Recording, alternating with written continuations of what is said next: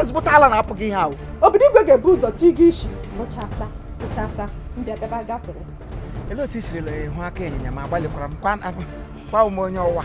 Ogene ka ị na-efe ka ndụ dị ka afere ọwa onye nkwa nke agafere. Ihe awụ my new year resolution onye ọbụla ọ sịrị ya wụrụ ga-aba ga ọkada m ma ọ dịgoro meshin m ọ ga-akwụrịrị m ụgwọ ya. Ọ sịgodo tin gba mmaga anwụrụ kamgbe echi tete na ọ ga elu meshin m kwọwa ya n'ọkwọ kwọchaa ya ya ga-enye m ego m tụ osisi bigbuo ya nke ugboro abụọ ya nwụọ m ga na lili ebe ahụ ga-agafere ego m. Ọ kwụfụrụ na ya gbara aka kanaliti maka asọ mgbe m nọ n'ụwa ka ihe a mere nne sista ma gị nwaanyị gbara akịrịka asọ mgbe m nọ n'ụwa he m ga-eme gị ị na-agwa m sị gị instead of this insult 500 naira 200 naira 500 naira 200 naira ọ bụ na ile anya nwezi onye ọkada ị na-ahụ n'ụzọ ndị ọkada niile gara mitin Ọwịga m 300 ahụ 1000 maka gị onye ndị mozi na mmadụ na-enye akala Jehova Mekisedeki wụ onye si m rịwa ekpọ m n'olu ike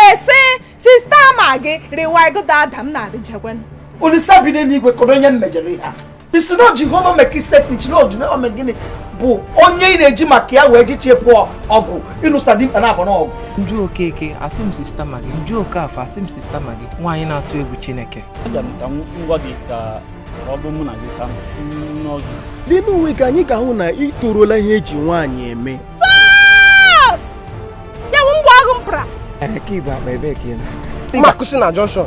ị ga-akụ isi na junction meshin m nọ irigo ndị na-akụgbu mmanụ gị chọrọ ịkụ isi na junction gị pụọ gụzo na junction maka tapịla akwọrị agụ